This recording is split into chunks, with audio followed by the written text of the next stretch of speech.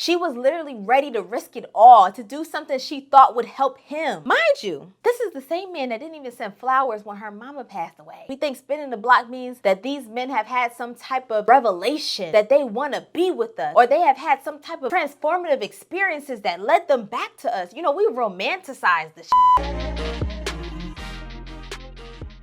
Of course, sinners gave sexy. Sometimes it gave a little nasty. So we're going to get right into this sentence recap. Two handsome city boys back in town with their city ways, looking to make some money and expose all their little country bumpkin friends to the ways of the Industrial Revolution. It was time to get this money. So if you really think about it, Stack and Smoke was pretty much doomed from the start because they brought the devil with them from Chicago in the first place. They was just looking to taint the town and the people in it and be kings of it all. They wanted to be the Rockefellers of Mississippi. Black people, particularly black men, have been trying to model a very white mode of being. Like, oh, they got businesses, I need one too. They negotiate like this, so that's how we negotiate. They steal and lie in order to build.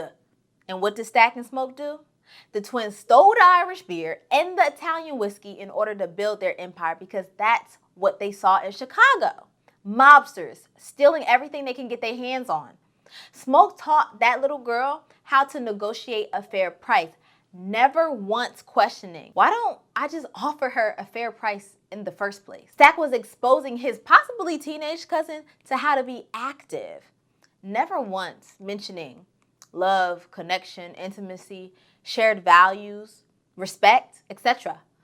The twins were honestly already infected mentally. It's giving master's tools real bad. Unfortunately, their failure to recognize that capitalism is the enemy, instead they held it close, they held it dear. They wanted to spread it to everyone like this was the way to our prosperity. And Remick is just the physical manifestation of what they were already doing, what was already in their hearts. Stack said it to Cornbread when he first recruited him. I'm going to put so much money in your pocket, your girl might just let you They indeed was there to turn everyone from that slow country way into a fast life, no chaser, which is a precursor to how they ended up turning all their friends into vampires, bloodsuckers. The twins didn't mean them no harm necessarily, but they didn't necessarily mean them no good either. And when you're not intentionally pursuing the highest version of self and not intentionally drawing out and connecting with the highest versions of others, that gap is where evil slips in. I feel like the Mary character has been discussed at length. I've heard takes like, this is why you don't associate yourself with snow bunnies, pillow talking, be how you let your guard down, you know, like because they was in the middle of a session, Mary and Stack, when she turned them. And I feel like those readings are a little shallow. We can do better than that. There was also a take that was pressing the fact that only reason that Stack agreed with Mary that she should scope out the white folks was because they needed money.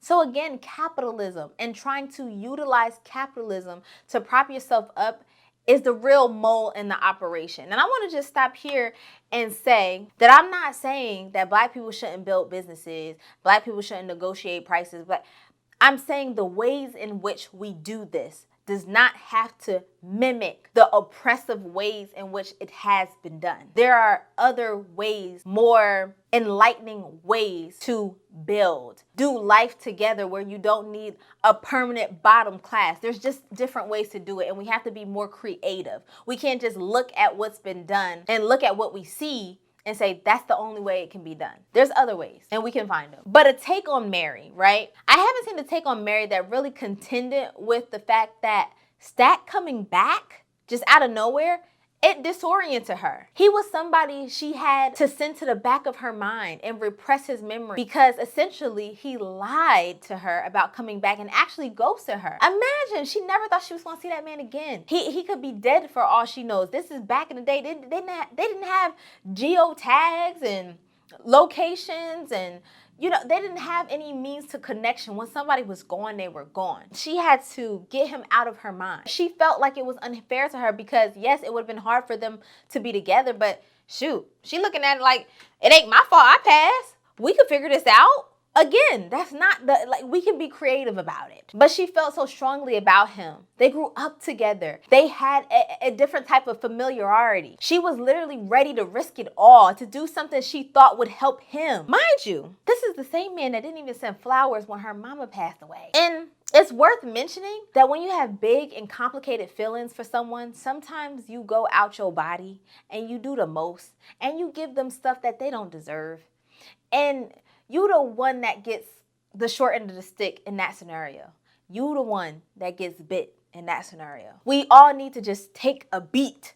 Spinning the block is usually not what we imagine it to be. Sometimes we think spinning the block means that these men have had some type of revelation, that they want to be with us, or they have had some type of transformative experiences that led them back to us. You know, we romanticize this shit. But no, turns out that he was the same stack, willing to take her down, no strings attached, no commitment, no let's run away together, no we gonna be together real bad this time. Honestly, this would have ended up badly for her, vampire or not. She probably would have ended up killing them anyway. You just can't go around playing with people's hearts and minds. No, me and you, we gonna have to meet Jesus. Yeah, real bad. But because she was a vampire this time, she got him back in the end. And look, I'm not saying it's right. It's real messy. But not only did she take from him what he took from her, but then she bonded them forever. It's like the ultimate my man. I told you all that matters was us, and I meant that. I stood on it. You're mine. And finally, Sammie's gift to play the guitar and to sing with so much soul. I mean, his voice. There was so much going on in this movie that you can forget that Sammie's the main character. Like, the whole movie is about watching this impressionable young boy and the influence that he gets from his cousins and from his father and from that horrific night, and watching him grow from that. Sammie's gift was his, and it wasn't for nobody to take away. Not for his daddy to take away, not for the church to take away, and not for the devil to take away either. Sammie could represent all of us. The church, well, it represents the church. Oppressive, repressive, suppressive, offensive, tone deaf. Instead of Sammie's dad trying to understand that music and how Sammie wants to play the music and how he wants to perform the music, instead of him understanding that that's important to him and finding ways to support him in that, he want to use the one night that the place gets infested with vampires to support his claim that nothing good can happen outside of these four walls of the church. And I really resonated with Sammie's character because I swear on everything, it be the one time you decide to pop out that the bullshit start. Any other time, you hearing how great the event is, how everything went smooth, went on without a hitch. Soon as you want to step off the porch, place riddled with vampires. I mean, they coming out the woodworks, and all your self-righteous family want to do is say, I told you so, knowing damn well that that don't happen all the time.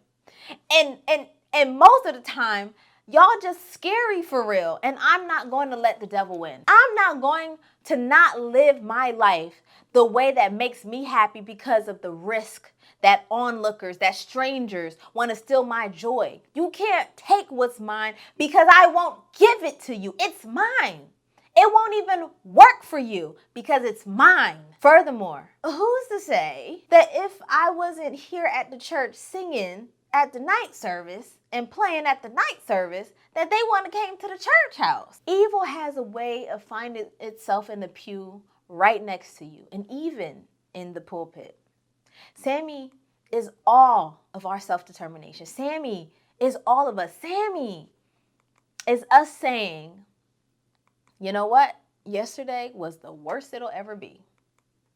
I learned hard lessons. I was unsuspecting. I didn't deserve none of that. I lost a lot. I lost stuff that I could never get back. But I'm not going to let that dim my light.